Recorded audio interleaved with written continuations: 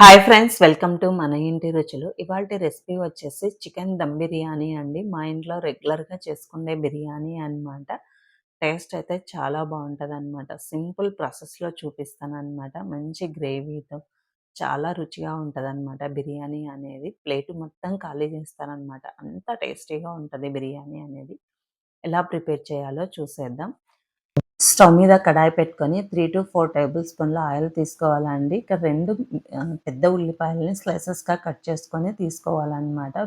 కొద్దిగా సాల్ట్ వేసి ఫ్రై చేయాలి ఆనియన్స్. బిర్యానీ కోసం ఇక్కడ ఫ్రైడ్ ఆనియన్స్ ప్రిపేర్ చేస్తున్నాననమాట. ఇలా మీడియం ఫ్లేమ్‌లో పెట్టి ఆనియన్స్‌ని ఫ్రై చేయడం వల్ల మంచి క్రిస్పీగా అవుతాయన్నమాట ఆనియన్స్ అనేది. ఇలా క్రిస్పీగా అయిన తర్వాత ఆయిల్ నుంచి సెపరేట్ చేయాలన్నమాట.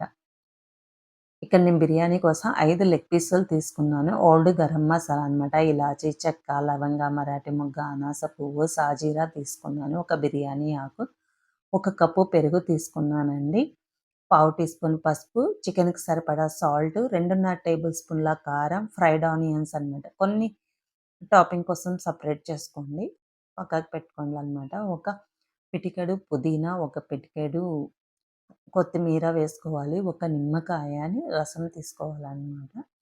ఇక్కడొచ్చేసి 1 teaspoon chicken masala, 1 ½ tablespoon ధనియాల పొడి, ఇందాక ఫ్రై చేసి పెట్టుకున్నాం కదా ఆయిల్, ఆ ఆయిల్‌ని ఇక్కడ యాడ్ చేసుకోవాలనమాట. యాడ్ చేసి బాగా మిక్స్ చేసుకోవాలనమాట. ఈ మసాలాలంతా చికెన్‌కి బాగా పట్టించాలనమాట.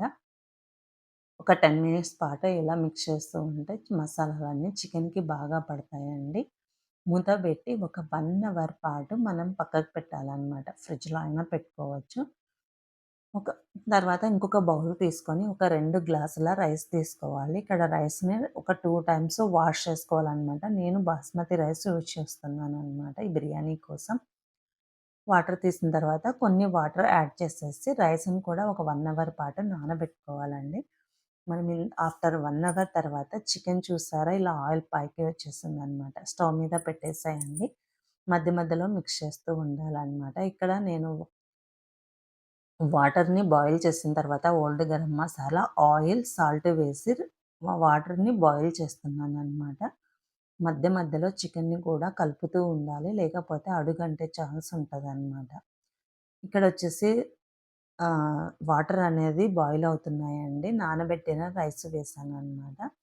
రైస్‌ని ఇక్కడ కుక్ చేసుకుందాము. రైస్ అనేది మనకి ఇలా చూస్తే ఇలా ఒకసారి నొక్కి చూసామంటే 2 బద్దలుగా అవ్వాలనమాట. పర్ఫెక్ట్‌గా కుక్ అవుతదనమాట. ఒక స్ట్రైనర్‌లోకి తీసుకొని ఇందాక చికెన్ కుక్ అవుతుంది కదా! వాటిలోకి రైస్ వేసుకొని ఈక్వల్‌గా స్ప్రెడ్ చేసుకోవాలనమాట రైస్ అనేది మనము.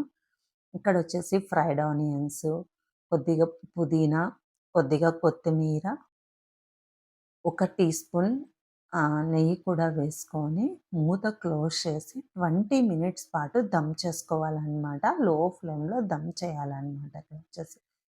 దమ్ చేసిన తర్వాత ఫ్లేమ్‌ని ఆఫ్ చేయండి. స్టవ్ మీద 20 మినిట్స్ పాటు అలా వదిలేసేయండి. ఇక 20 మినిట్స్ తర్వాత చూపిస్తున్నాను. టోటల్ 40 మినిట్స్ అనమాట. గ్యాస్ ఆఫ్ చేసిన తర్వాత 20 మినిట్స్ తర్వాత చూసాను. రైస్ అయితే చాలా పర్ఫెక్ట్‌గా వచ్చిందనమాట. పొడి పొడిగా వచ్చింది. మీకు వీడియోలో చూస్తుంటేనే అర్థమవుతుంది కదా! బిర్యానీ కూడా అంతే టేస్టీగా ఉందనండి. సింపుల్‌గా ఉంది కదా బిర్యానీ ప్రాసెస్ అనేది.